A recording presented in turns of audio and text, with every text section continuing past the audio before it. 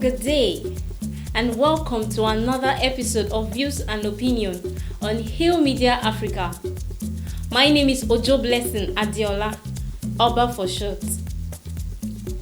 On today's episode, we would be discussing on the forthcoming Imo State Governorship Election between candidate Ob Uzodinma of All Progressive Congress and ex-Major General Lincoln Ogunewe of Action Alliance Party, Samuel Anyanwu of People Democratic Party, Apan Achonu of Labour Party, and Tony Ejiogu of Progressive Grand Alliance, which is coming up on 11th November 2023.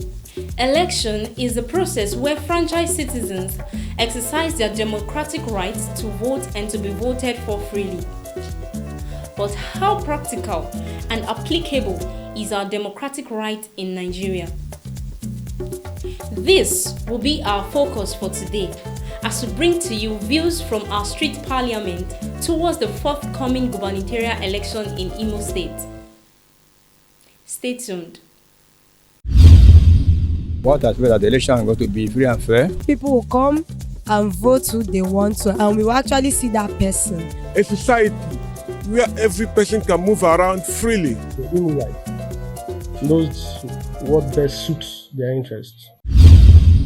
What is going on in the country now? You can see that, especially in Imo State, you can see that the handwriting is almost written on the wall. If you look around, you can only see one billboard. That the incumbent governor, you see his pictures there. In fact, we don't even know if there's any other person contesting governorship election with him in the state. Nobody is happy with what is happening in the country. Talk less of the state, where there is killing everywhere. One thing is, if it has not affected you, you won't understand what is happening. You understand what I'm saying? So the issue at stake is not whether governorship election or no governorship election. What we want in the state is a society where every person can move around freely, without molestation, without fear of soldiers molesting you, without fear of police people harassing you up and down. In fact, to me, Imo State is a misery. It's a very big misery. After living in Imo State and you die here, you don't need to go to hell again, because you're already in hell. You know what I'm saying? Many people are hungry. People will come and vote who they want to, and we will actually see that person coming out as the governor. Not like the recent ones that we've been doing. We'll vote and we'll see another person. We'll not see the person that we actually voted for. So we just want, as we are voting, the right person. We'll actually see that it's that same person that we voted that came out as a governor. No rigging, no foul play, just fair and free. And mainly we Imolites were supporting the second time bill of Senator Uzodinma for continuity for next tenure. And still on the forthcoming Imo State Gubernatorial Election, we are here on our chat box with an important guest, a person of Mr. Blessed King. Welcome once again, Mr. Blessed King. Thank you. Okay, right into the discussion. Can you please tell us what expectation about this forthcoming election? What you expect as a citizen of Imo State? If we look at the way the whole campaign is going, having the concept of the issues of embargo, of other candidates not being able to publicize their campaign, I wouldn't want to say much because all the candidates involved are not new in the system. Most of them you see senator, the others you see honorable. So I think they are good at what they do. So they are not new in the system, and they know best on how to handle whatsoever that comes in. So you think these candidates are fit for this position? Yes, they are fit. And from the best of my knowledge, most of them are good to go.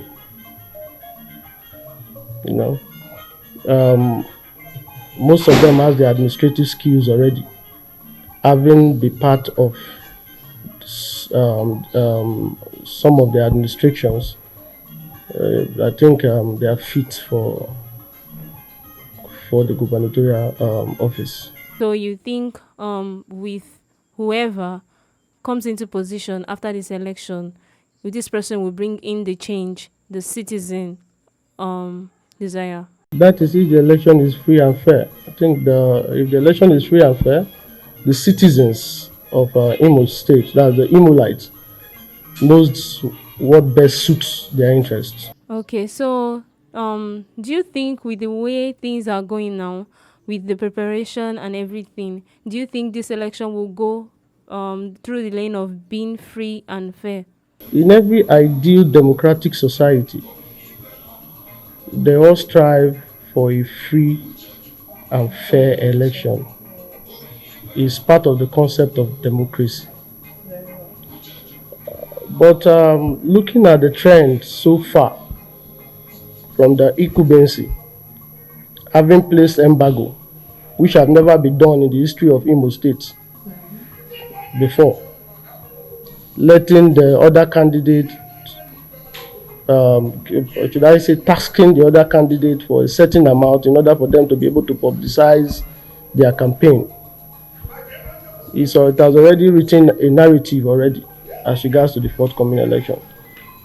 So it's not deemed fit on the candidates of the various parties to be able to stand up to the challenges facing them in order to make the election free and fair, and to boost the interests and the mind of the citizens. We've been able to watch some few opinion polls in the past.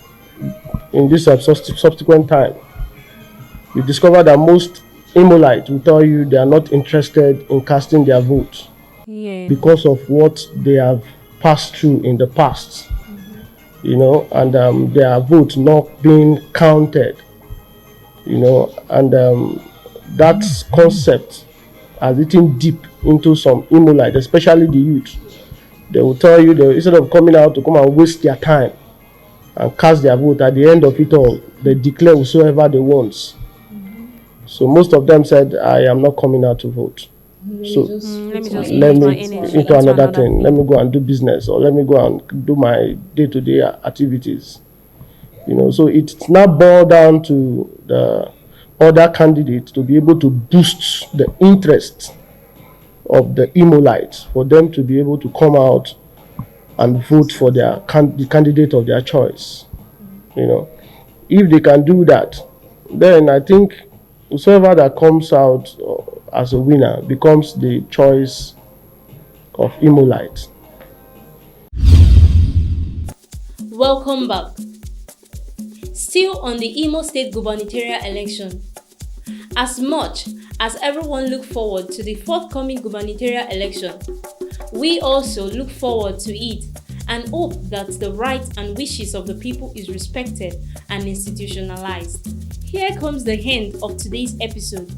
Let's know your own expectations for this forthcoming gubernatorial election in the comments section below. And do not forget to like, share, and subscribe to our channel. I remain Ojo Blessing Adiola Oba.